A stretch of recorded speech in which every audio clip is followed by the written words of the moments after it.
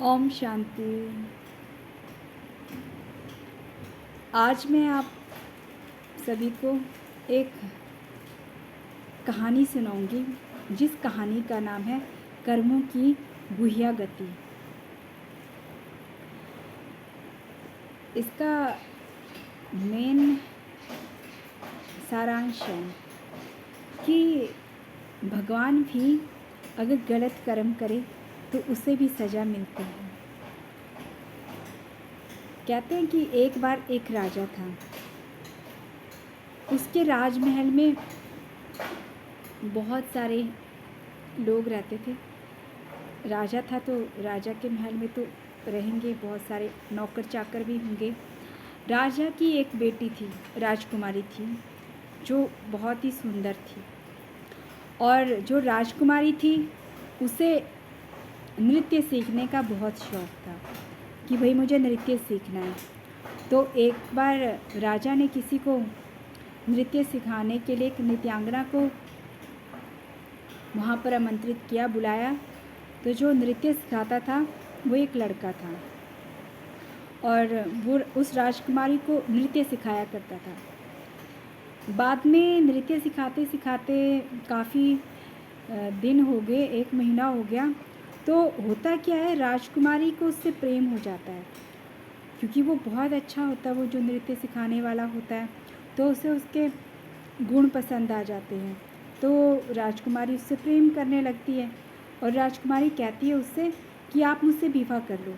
तो वो कहता है नृत्य सिखाने वाला कि मैं ऐसा नहीं कर सकता, क्योंकि यदि मैं ऐसा करता हूँ तो उस राज्य में ये नियम होता था कि यदि कोई गलत कर्म करे, जो उल्लंघन करे, तो उसको चौराहे पे ले जाके फांसी पे चढ़ा दिया जाता था।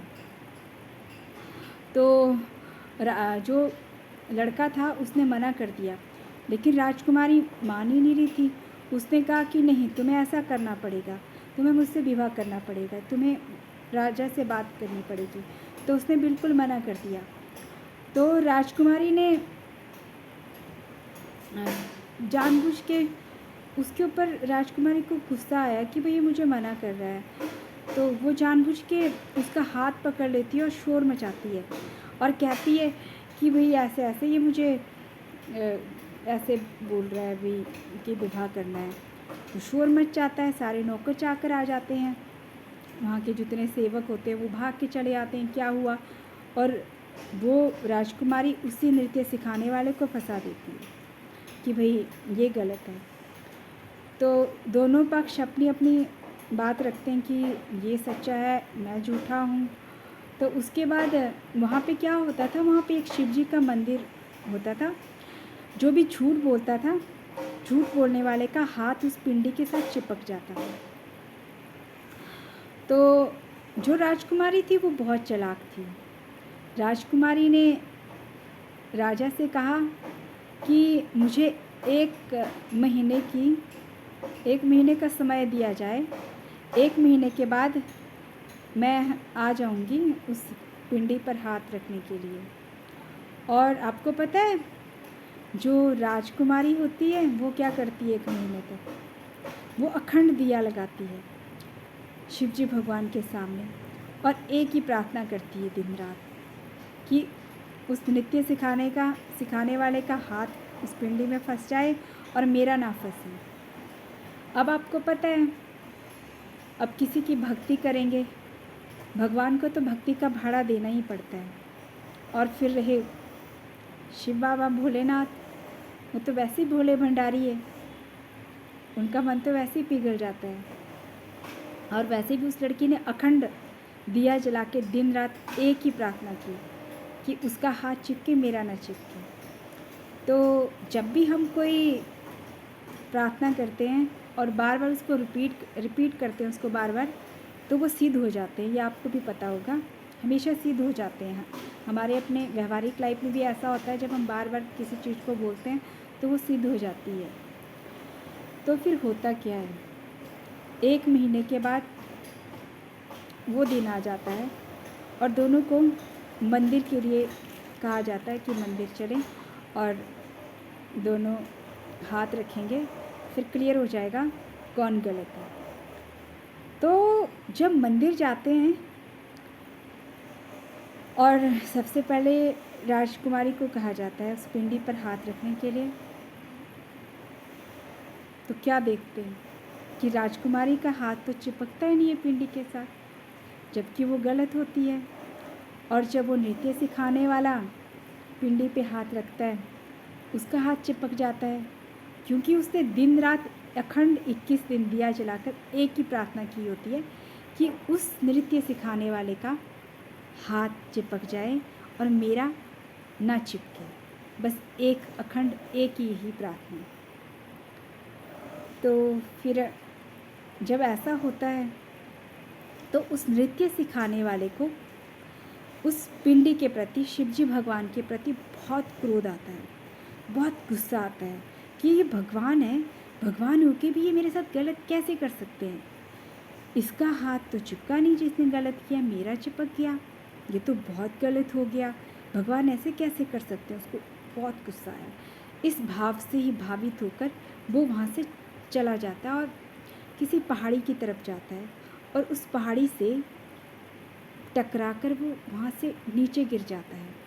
और वह इस भाव से भावित होकर उसमें मरता है कि भाई इस शिवजी ने मेरे साथ बहुत गलत किया। शिवजी भगवान के लिए उसके मन में एक गलत थॉट चलता है कि इसने मेरे साथ बहुत गलत किया, और ऐसी भाव के साथ वो अपना शरीर छोड़ देता है और उसकी मृत्यु हो जाती है। और कहते हैं कि फिर उसका पुनर्जन्म होता है, और उसका जो दोबारा जन्म होता है वो होता है महमूद गजनबी के रूप में। वो महमूद गजनबी के रूप में जन्म लेता है। और कहते हैं कि जब वो छोटा बच्चा था तब से वो जब समुंदर के किनारे जाता था तो वो बोलते छोटी छोटी पिंडियाँ बनाता था और फिर जोर से उनको ठोकर मारता था। ऐसे ही वो करता रहता था इस तरह से क्रम। और जब वो बड़ा हुआ तो उसका नाम महमूद गजनबी था। उसने सोमनाथ मंदिर के ऊपर आक्रमण करवाए, कम से कम 16 बार उसने आक्रमण करवाए। और जो वहाँ का सोना चांदी धन होता था उसको लूट के ले जाते थे वो वहाँ पे आक्रमण करके। और इतना आक्रमण करने के बाद भी भारत को सोने की चिड़िया कहा जाता था। वो उतना नहीं, तब भी वो मतलब इतना लूटने के बाद भी वहाँ बिल्कुल खाली नहीं कर पाए। कहते हैं कि जब वो वहाँ पे लूटने के लिए आ रहा था तो एक बार जब सैनिकों ने उन्हें ज़बरदस्ती रोकने की कोशिश की तो आकाश से एक भविष्यवाणी हुई। तो कहते हैं कि आकाश से भविष्यवाणी होती है और परमात्मा कहते हैं कि इसे ना रोकें, मैं इसका दोषी हूँ, ऐसे ऐसे हुआ था, मैंने इसके साथ यह गलत किया, इसका कोई दोष नहीं था, लेकिन उस लड़की ने इतनी पूजा पाठ तपस्या की तो मुझे उसे ये वरदान देना पड़ा, इसलिए उसकी प्रार्थना पूरी हुई और इसके साथ गलत हुआ। तो ये आज जो भी मेरे साथ कर रहा है वो मुझे चुकाना पड़ रहा है, क्योंकि कर्मों का नियम है, कर्म किसी को नहीं छोड़ते, फिर भले वो देवी देवता हो या परमात्मा हो। अगर कोई गलत करता है तो सबको सज़ा मिलती है। इसीलिए इस कहानी का नाम है कर्मों की गुह्या गति। कहने का भाव यह है कि जो भी गलत कर्म करता है, फिर भले वो परमात्मा हो या देवता हो या इंसान हो, सबको अपने कर्मों का फल भोगना ही पड़ता है। कोई भी कर्म करके उससे बच नहीं सकता। ओम शांति।